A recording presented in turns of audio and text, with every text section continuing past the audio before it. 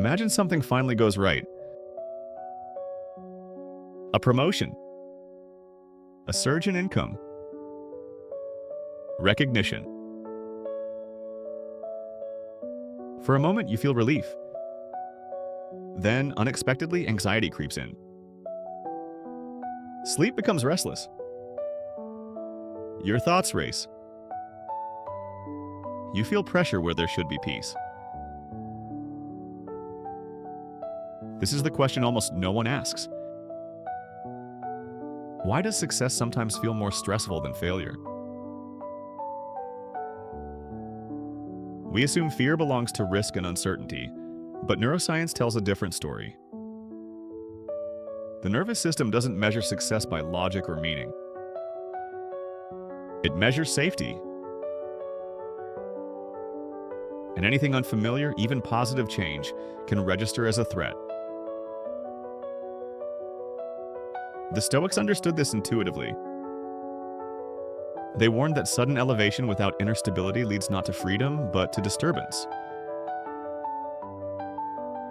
Modern research now confirms that the body responds to expansion with the same stress response it uses for danger, unless it has been trained otherwise. This is why so many people self-sabotage just as things improve. Not because they lack discipline, but because their system has not been conditioned to hold success. In this video, you will learn how your nervous system silently sets your financial ceiling.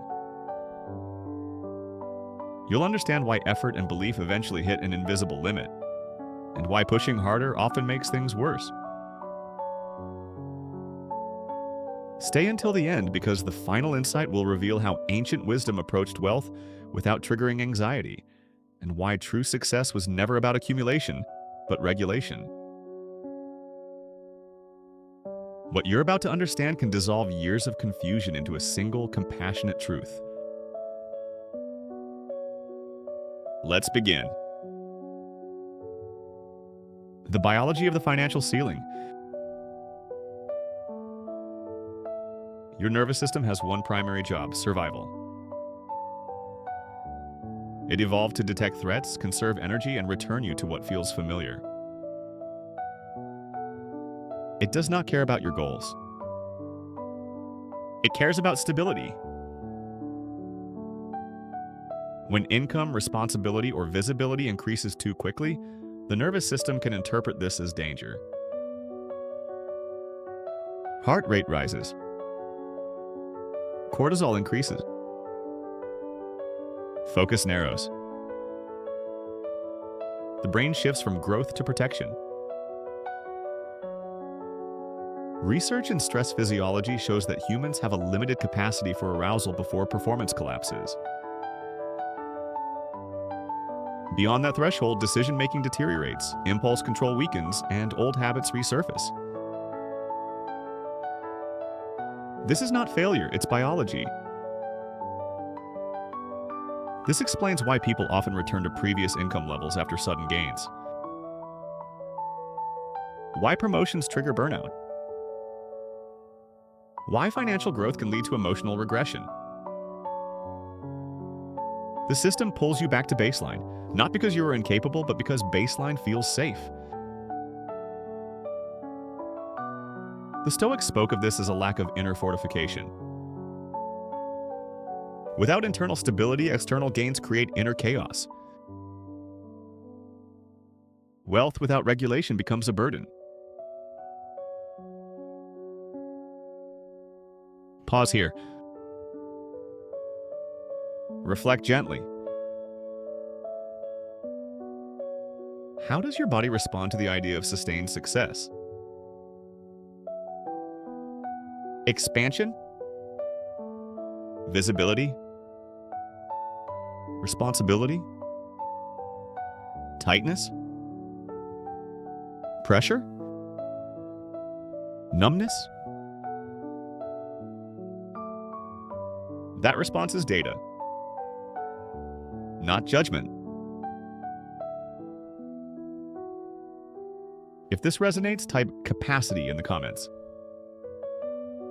Not as a declaration, but as an intention. Awareness of capacity is the first step toward expanding it. Why pushing harder makes it worse? When people hit their financial ceiling, the instinct is to push harder. More discipline. More motivation. More force. But force does not train the nervous system, it overwhelms it. Neuroscience shows that change requires regulation before repetition.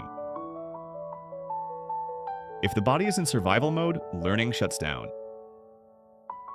Growth becomes unsustainable. This is why hustle culture often produces burnout rather than abundance. The Stoics rejected forceful striving. They believed in strengthening the inner state so action could flow without friction. True power to them was calm capacity, not relentless effort. This reframes ambition completely.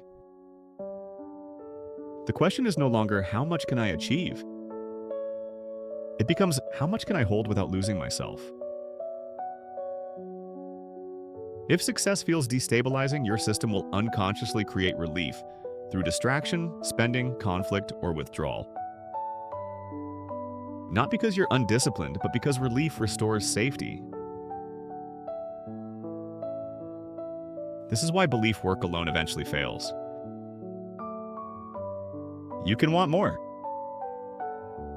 You can visualize more. But if your system isn't trained to remain calm under expansion, it will always pull you back.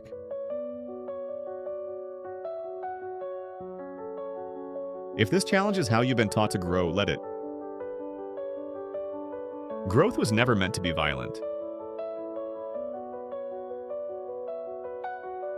In the next chapter, we'll explore what actually expands capacity, not through pressure, but through regulation, presence, and gradual exposure.